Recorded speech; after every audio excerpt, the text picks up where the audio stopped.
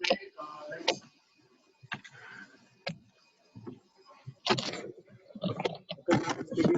new topic in this lecture. Okay, so as we have been going through different steps required for the fabrication of ICs.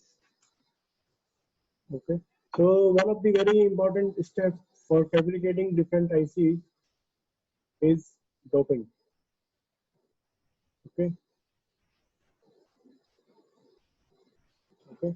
As we know that if you look at a device structure, okay. Okay, so you have say this piece of plate, then you have got N plus drain and N plus source, okay, and then you have oxide and a gate. Okay, so this is for MOSFET, and for this structure to work as a transistor, okay, and better way to put it is if we want to create a structure which is like this, okay, you means we want to have method, okay, so that we can create a p-type doping, okay, and if we want to create n doping, we can also create n plus region also, okay. So what it means is that we want to control amount of doping, okay, or we have to control the amount of impurity in a semiconductor. Okay. Okay. If we can change or if we can change or modify amount of doping or type of doping in the semiconductor, then we get control of creating different type of structure.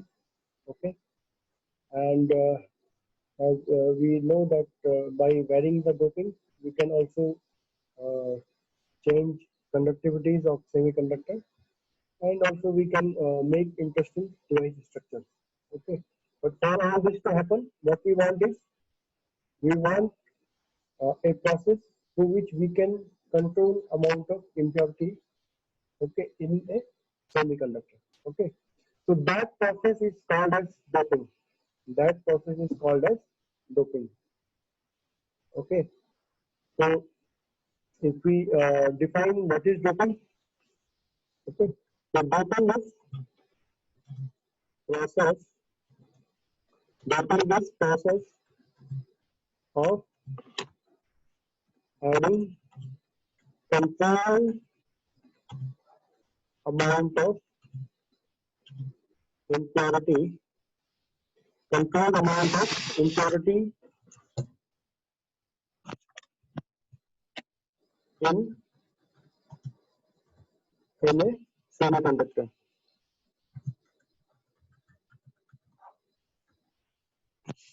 Okay.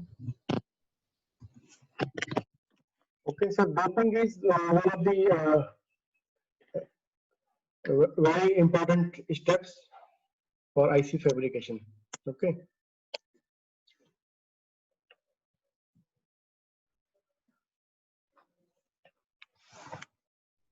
Okay. So how do we dope?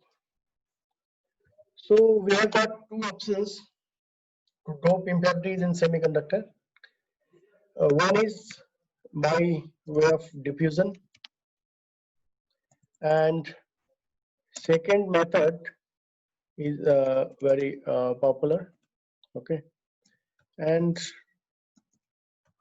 that method is called as ion implantation. Ion implantation. Okay. So we will be discussing these two methods in detail. Okay. So now let's see. I will give you an idea how doping is performed. Okay, so doping is done in two steps. Okay, so if you see one of the step, let's say call it step A and step B. Okay, so one step is called as pre-deposition. Okay,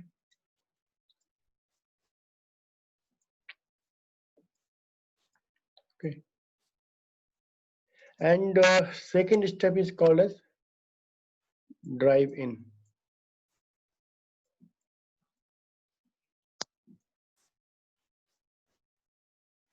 Okay, so this this in first step, what we do is that we basically bring our dopants or our impurities inside the semiconductor, and in second step basically we provide sufficient length of time at at appropriate temperature, so that the dopants which are already present in the semiconductor they get diffused further. Further means deeper in a sense. Okay, okay, so uh, this will be clear to you as we move forward in this lecture. Okay,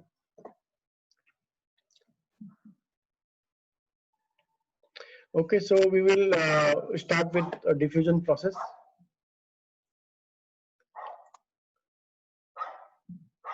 How diffusion process is executed. Okay,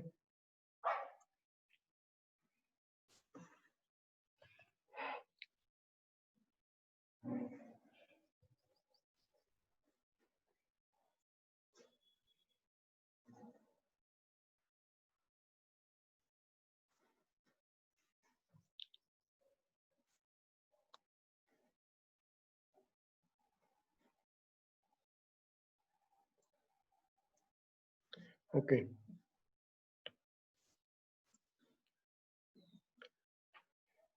so when we do diffusion, so basically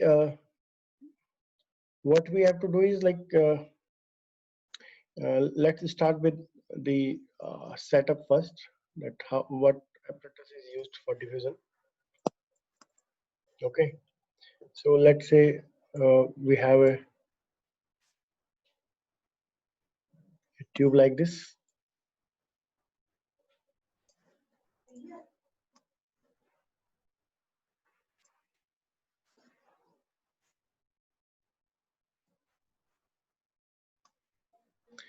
In this tube we have got a quartz carrier to hold our wafers. Okay, and these are our wafers.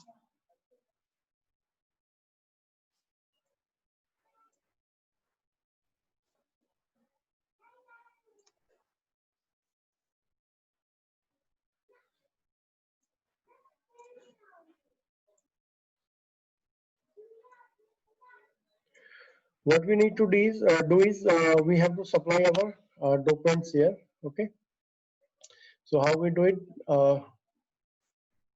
basically we have to provide a gaseous medium. Okay, sometime let's say in this case we are supplying oxygen. Then we have to add our dopants. Okay, and dopant is also added in vapor form. In vapor form.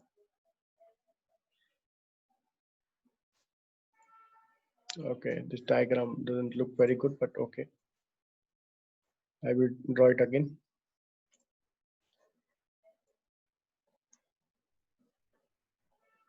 Okay, something like this. Okay, here you have got your liquid dopant in liquid form. Okay, you make nitrogen to enter from this side. Okay, and nitrogen will take your dopant in vapor form. okay, and that combined with your oxygen, okay, goes to the chamber. Here also you make nitrogen to go inside. Okay. Okay, so this is how your diffusion setup will look like, and this again, all the gases move out of this end, which is called as vent. Okay, then we have a furnace around this uh, tube or diffusion tube, basically. Okay.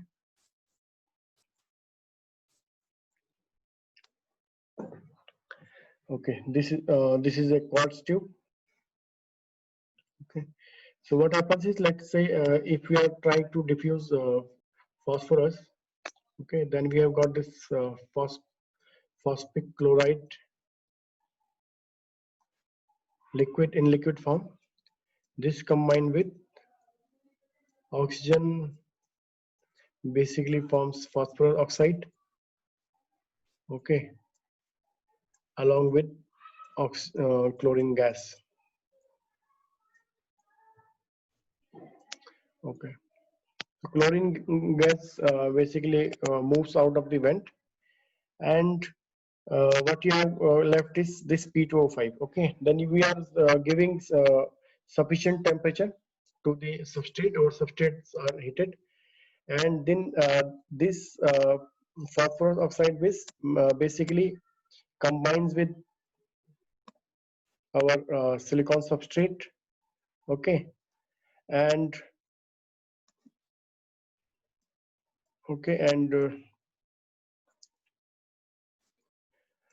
it gets deposited all over the substrate, and ultimately what we are left with is some oxide, and that oxide is there along with phosphorus. Okay, so basically what is happening by this chemical reaction, that your phosphorus is getting diffused into the substrate, okay, and a oxide layer is left over the surface, and other residue gases, other gaseous products like chlorine and other stuff, the nitrogen, okay, all this basically moves out of the vent. Okay, so uh, as a result, what we have is a lot of phosphorus dopants reaching in the silicon substrate in the semiconductor. Okay, so this is the schematic diagram of a diffusion system, and this is how you supply reactant gases to form some dopant. Okay, and basically if you see this phosphorus oxide and this silicon oxide, these two basically when combined, okay, so they basically when combined they basically form a kind of glass. Okay, let's say this is our silicon, okay, over which what happens is uh, as I have explained earlier, because of the chemical reactions in that diffusion tube, what happens, a kind of glass is deposited. Okay, why what we mean by glass is that it is a combination of phosphorus oxide and silicon dioxide. Okay, okay, and we call it phosphorosilica glass. Okay, phosphorosilica glass. Okay, so this layer of phosphorosilica glass, PSG, okay, is deposited over the silicon. Okay, and this is called as this is basically termed as step A, which we spoke before. Okay, pre-deposition, or okay, pre-deposition. Okay, So basically in this step, what has happened, that we have deposited a phosphorosilica glass over the silicon substrate. Okay. Now, as we provide sufficient temperature in the diffusion system and sufficient time, okay, what will happen, that phosphorus from this glass will start diffusing into the silicon. Okay, so this basically this phosphorus will diffuse from this phosphorosilica glass to the substrate. Okay, so that step where we give sufficient time and sufficient temperature. Okay, so temperature basically uh, allows for the diffusion. Okay, it will accelerate the diffusion process. Okay, and you have to also give a long enough time for the substrate to be in that diffusion system, so that the required amount of phosphorus dopants or that impurity reaches inside the substrate. Okay, and you allow that these phosphorus atoms to even diffuse further. Okay, okay, something like this. Okay, so what happens, this step basically is called as drive in. This step is called as drive in step. Okay, so we have got step A, pre-deposition, and step B, drive in. Okay, so for phosphorus doping you use POCl3 along with oxygen and in nitrogen medium. Okay, those gases basically go inside. You allow those gases to be go inside the diffusion tube, and those gases basically react on the surface of the silicon substrate, and then uh, a chemical reaction happens, and what is left is a phosphorosilica glass. Okay, phosphorosilica glass has got phosphorus element in it, and after this pre-deposition step, when you allow for second step, which is a drive-in step, so your phosphorus atoms will basically, they will diffuse from phosphorosilica glass to the silicon substrate. Okay, so in this way, with these two steps, your doping is done in the silicon. Okay, so this, in this example, we have doped phosphorus in the silicon. Similarly, we can dope uh, arsenic, or if we have to dope, let's say acceptor type doping, so we can even dope boron. Okay, so for that, what you have to do is we have to use different type of liquid to provide a kind of a vapor of boron, a boron compound, which then in turn goes to the diffusion chamber, and in that case we don't get phosphorosilica glass, but we will have a silica glass having boron in it. Okay, and that we call it as borosilica glass. Okay, okay, so that is a different case. If you want to dope boron, if you want to dope boron, then basically in your diffusion tube you have to send a boron compound. Okay, and what happens, that basically your borosilica glass, okay, BSG, is deposited on the silicon. Okay,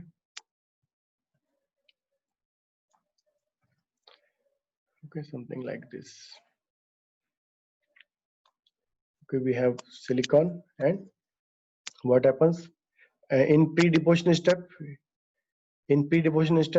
this borosilica glass will be deposited on the silicon substrate. Okay, So this happens in step A. Okay, and step B, what happens that your boron will diffuse into the substrate.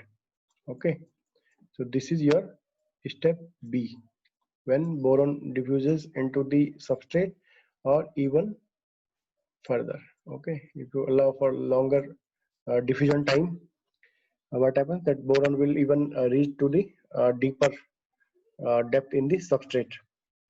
Okay, so for boron, this is how you will do. Okay, so we call it as borosilica glass. Okay, so you may explore textbook also. There you will find the details for doping of boron as well. Okay, so this is how your boron and phosphorus are doped in the silicon. And I have also explained you working of diffusion system. Okay, and I explained you examples of phosphorus doping in detail. So let's meet in another lecture to discuss this diffusion topic. Okay, even further. Okay, thank you.